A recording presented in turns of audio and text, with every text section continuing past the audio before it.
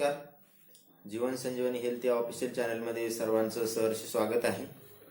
आज आपण अतिशय महत्त्वाच्या विषयावर चर्चा करणार आहोत, केस गळती. आयुर्वेदिक उपायासाठी जीवन संजीवनी हेल्थ ऑफिशियल चॅनलला सबस्क्राईब करा. तसेच माझ्या चॅनलवर येणाऱ्या नवीन व्हिडिओच्या नोटिफिकेशनसाठी बेल आयकॉनला क्लिक करा, म्हणजे तुम्हाला नवीन व्हिडिओचे नोटिफिकेशन मिळतील.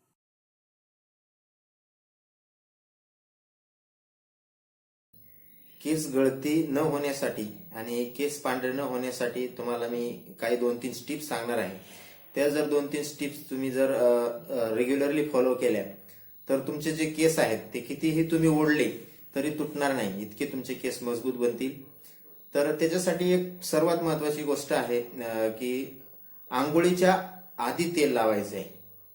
आंघोळ केल्यावर तेल न लावता आंघोळीच्या आधी तेल लावायचे. बघा, लहानपणी आम्ही जेव्हा लहान होतो तेव्हा आमची आई आम्हाला आंघोळीच्या आधी तेल लावायची आणि नंतर आंघोळ घालायची. आपणही लहान बाळांना तसंच करतो, आधी तेल आणि टाळू भरतो आणि मग आंघोळ घालतो.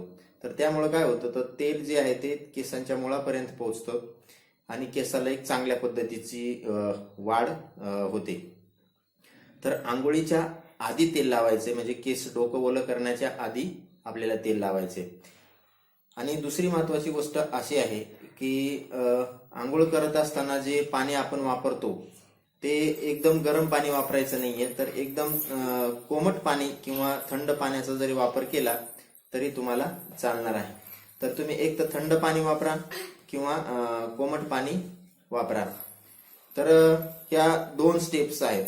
त्यानंतर दुसरी आणि महत्वाची एक गोष्ट तुम्हाला लक्षामध्ये घ्यायची आहे की आपण जे मेहंदी वगैरे वापरतो तर त्याच्यामध्ये ब्लॅक कलर असणारी मेहंदी अजिबात वापरायची नाही. समजा जर तुमचे 2-3 केस तुमचे पांढरे झालेले असतील तर आपण काय करतो, आपले पांढरे केस दिसू नये म्हणून आपण वेगवेगळ्या पद्धतीचे हेअर डाय किंवा ब्लॅक मेहंदी आपण बाजारामधून विकत घेतो आणि ती वापरतो.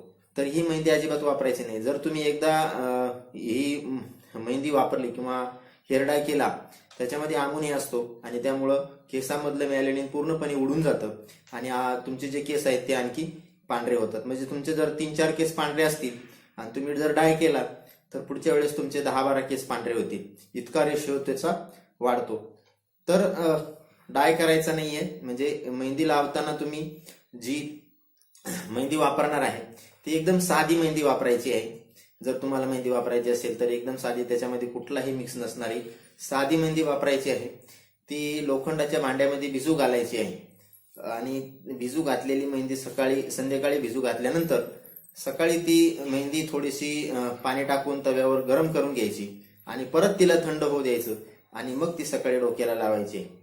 1.5 ते 2 तास मेहंदी ठेवायची डोक्याला. पूर्ण वाळेपर्यंत मेहंदी डोक्याला ठेवायची नाहीये. पूर्ण वाळल्यानंतर सुद्धा काय होतं का धुताना जे आपले केस आहेत ते ओढले जातात आणि तुटण्याची शक्यता असते. तर पूर्ण पण मेहंदी डोक्याची पूर्ण वाळू द्यायची नाहीये. थोडी वाळलेली असतानाच आपल्याला ती मेहंदी धुवून काढायची आहे. जर तुम्ही ह्या 3-4 स्टेप्स जे आहेत त्या जर फॉलो केल्या तर तुमचे केस अजिबात गळणार नाहीत आणि पांढरे सुद्धा होणार नाहीत. तर या 2-3 स्टेप फॉलो करा आणि असेच निरोगी जीवन, निरोगी राहण्यासाठी, आपल्या निरोगी आयुष्यासाठी नवनवीन व्हिडिओ मी बनवत आहे. अतिशय मोफत असे व्हिडिओ आहेत. त्यासाठी तुम्ही व्हिडिओला लाईक करा, चॅनलला सबस्क्राईब करा आणि नोटिफिकेशनसाठी बेल आयकॉनवर क्लिक करा. धन्यवाद.